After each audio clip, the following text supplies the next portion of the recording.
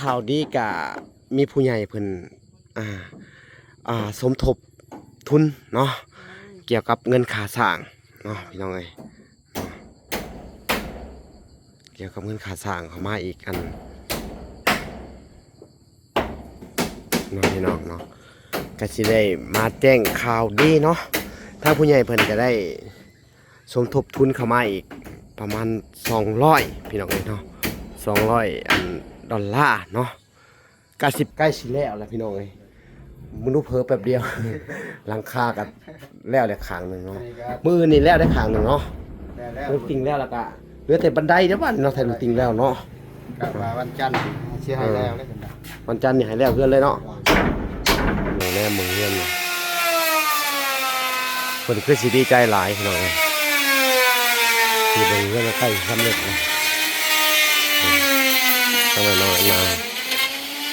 คือนั่งเบิ่งคักแค่อ๋อนั่งเบิ่งว่าสิเนาะแบบปลื้มใจอะเนาะมันสิแล้วเลยดีใจสุดๆเลยอ๋อพี่น้องเอ้ยเนาะเขาก็คอยดีใจไปด้วยเนาะเห็นนั่นทางเพิ่นก็สิได้เงินได้ซ่านแหละพี่น้องเอ้ยเนาะ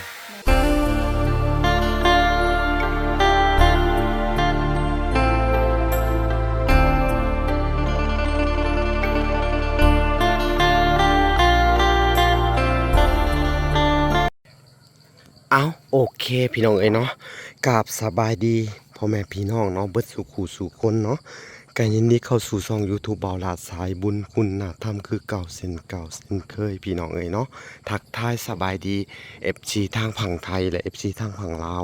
และ FC ทางต่างประเทศนำเด้อพี่น้องเอ้ยเนาะที่รับชมบ่าวลาอยู่เนาะพี่น้องเนาะมื้อนี้ก็สิได้มาอัปเดตเนาะทางเงินซาน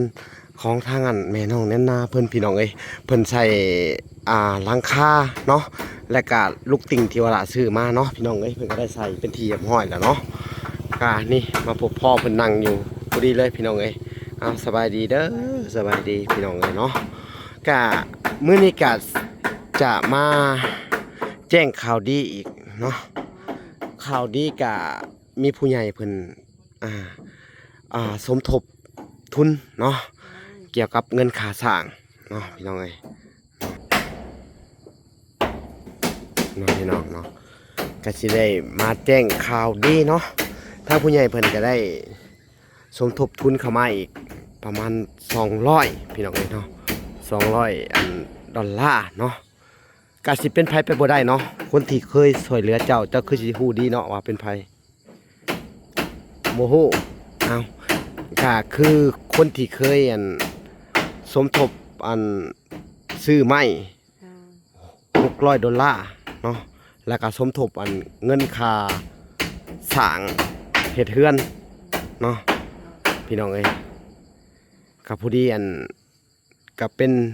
ทางเอื้อยลิซ่าคือเก่านะเพิ่นก็สมทบเข้ามาอีก200ดอลลาร์เนาะพี่น้องเอ้ยเนาะก็ได้มาแจ้งข่าวดีเจ้าเด้อ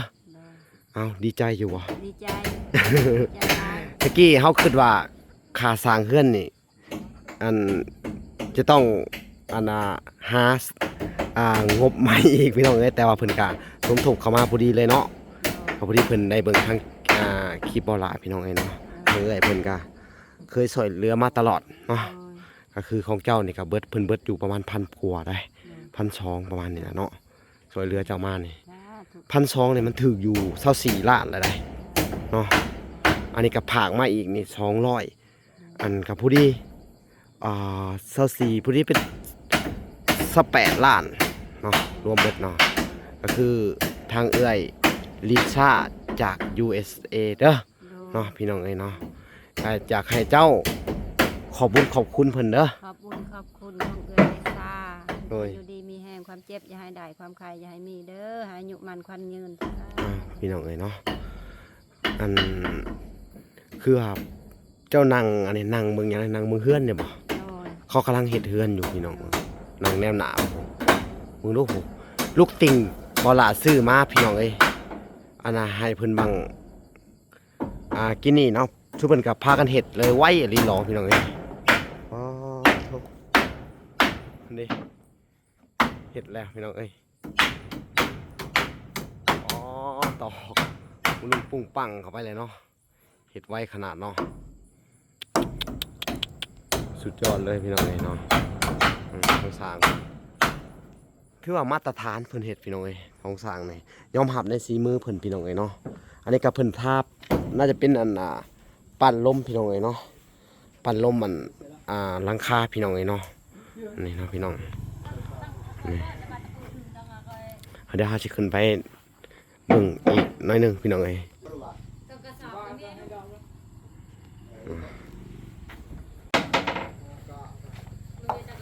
ขึ้นไปเลาะเบิ่งก่อนพี่น้องอุ๊บใครเนี่ยแต่มีบันไดขึ้นพี่น้องโอ้เธอเพิ่นก็มุ่งได้ขางหนึ่งเลยพี่น้องเนาะโอ้คักอะไรใส่ลูกติ่งแล้วพี่น้องที่จริงเพิ่นถ่าตั้งนานได้พี่น้องลูกติ่งลูกหยังก็ได้เนาะถ้าเวลาก็เพิ่งซื้อเขามาใหม่เนาะซื้อเขามาก็ว่าพ่อว่าสั่งลูกติ่งนี่ จริงปะ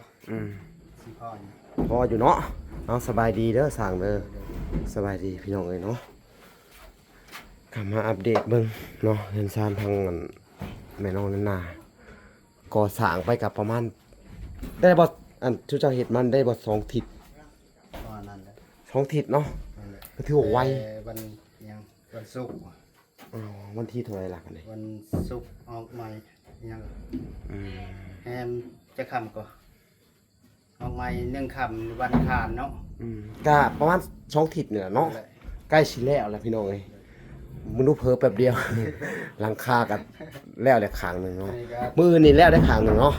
ได้แล้ว ลูกติ่งแล้วก็เหลือแต่บันไดเด้อบ้านเนาะแทนลูกติ่งแล้วเนาะ กลับมาวันจันทร์เชื่อให้แล้วได้จังได๋ วันจันทร์นี่ให้แล้วเพื่อนเลยเนาะทางวันหลักก็จะได้หมดวันนั้นค่าสร้างแล้วเราเลยเนาะแล้วก็สิได้อันรวมเงินทางผู้ใหญ่เพิ่นพี่น้องทางลิซ่าเพิ่นสมทบเข้ามาเนาะอันทุนสร้างอันนี้แหละพี่น้องสร้างค่าสร้างเฮือนน้องแน่นามันก็ยังเหลืออยู่10 ล้านเนาะพี่น้องเพิ่นก็ได้สมทบเข้ามาอีก$200พี่น้องเนาะก็สิบวกใส่กับตัวเก่าน้ำแหน่พี่น้องเนาะนี่แหละพี่น้องนี่ตัวนี้ขันห้องแบบนี้บ่ นี่แหละ โอ้เขาทาอยู่ได้พี่น้องเนาะโอ้ขันห้องเรียบร้อยพี่น้องอ๋อนี่งามเลยเป็นเห็ดน้องพี่น้องเนาะมันกะน่าอยู่พี่น้องบ่ใหญ่บ่น้อยเนาะวันนี้น่าอยู่พี่น้องพอดีอยู่ครอบครัวหนึงเนาะ ครอบครัวหนึ่งพี่น้องพอดีเหมาะ ขักเนาะจะเห็นงามเนาะหมักแห้งอะไรพี่น้องหมักส่งในเวลาเขาเบิ่งขักแล้วมันดูทั้งเทิงเพิ่นเฮ็ดนี่พี่น้องถ้างั้นแม่น้องเล่นนาเพิ่นก็นั่งเบิ่งยิ้มเป้ยอยู่พี่น้องเพิ่นเห็นเฮือนเพิ่นสิแล้วพุ่นนี่นะ ต่อจากที่ตะบันลงมันก็จะพ่อเนาะ อ๋ออันนี้สิไลเตอร์บ่แลนขอบเนาะเขาก็สิเบิ่งเพิ่นเฮ็ดไปนึงพี่น้อง ใส่ให้มันหอบเลยลูกติจัดการพอดี ไปใส่มันหอบเลยมึงมาเห็ด เพื่อขั้นได้ปูนก็ได้อันไหนก็ได้เฮ็ดบันไดแต่มื้ออื่น โอ้ได้ปูนอีก ตอนบ่าย โ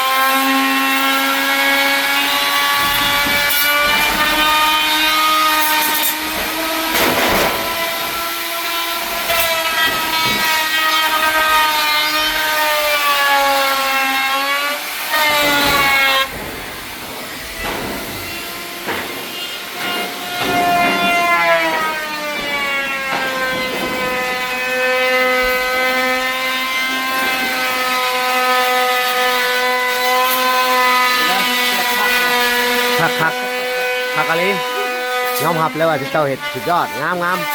บทตีเลยพี่น้องเอ้ยฝีมือเพิ่นเนาะ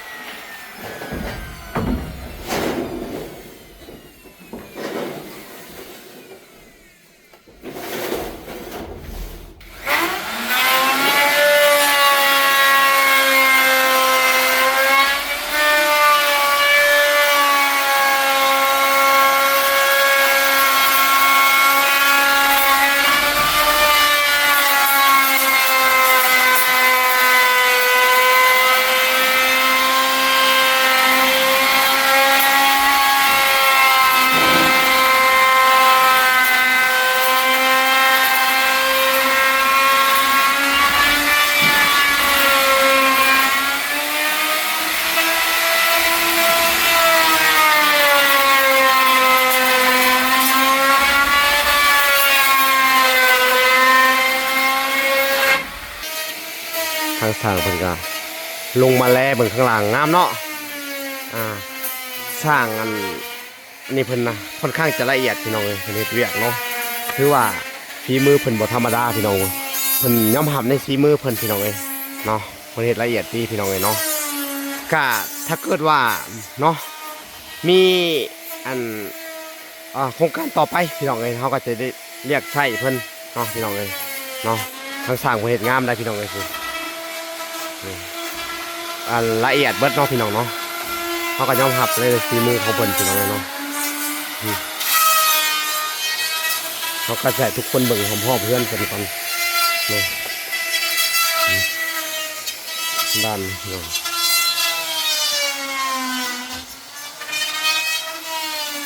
อันนี้ก็จะเป็นกระท่อมเพิ่นเนาะท่อมแรกๆของเพิ่นเนาะ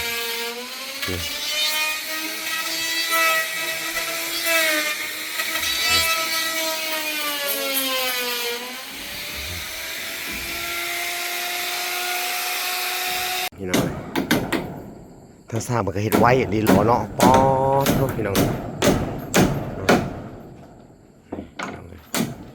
ไว้เนาะถ้าจะมาเห็ดตัวนี้แล้วปุ๊บปับมานี่เนี่ยคือว่าต้องการตะปูเบาะ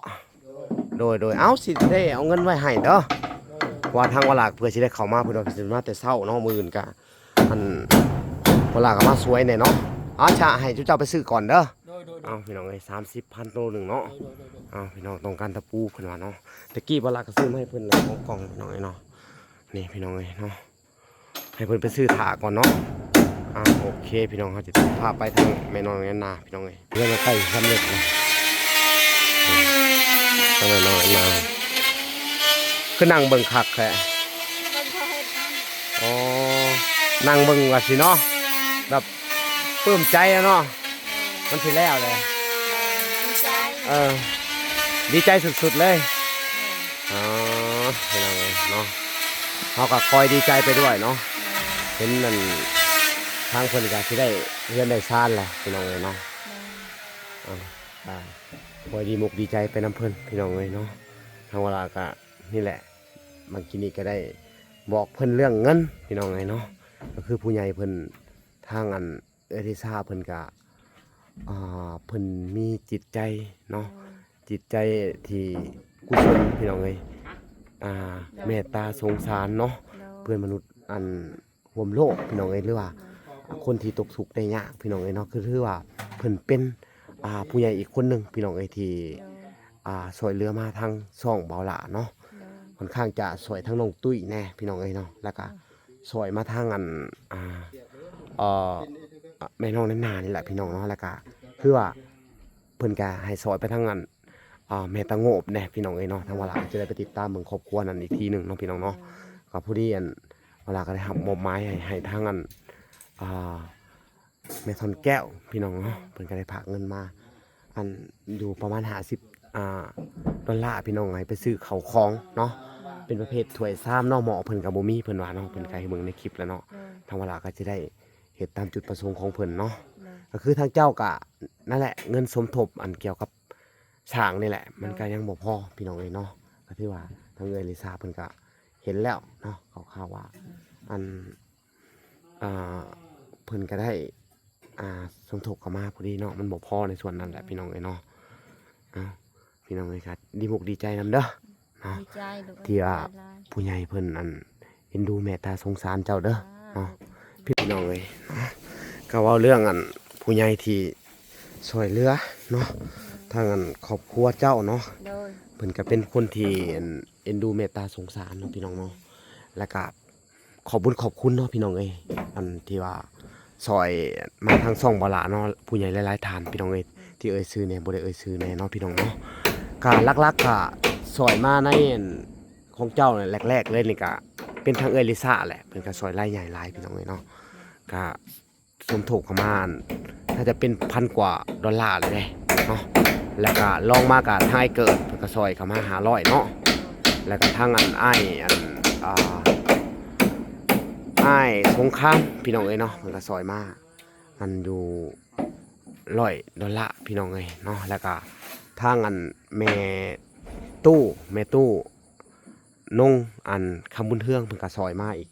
อัน$100เมื่อวานนี่ก็ได้สมทบเข้าไปซื้อเป็นอันอะลูซิงพี่น้องเอ้ยเนาะทั้งหมดเมื่อวานนี่ก็ผู้ที่9 ล้านเนาะพี่น้องเอ้ยบ่น้อยเพิ่นก็ซอยสมทบเข้ามาอัน5 ล้านเนาะทางเวลาก็สมทบเข้าไป4 ล้าน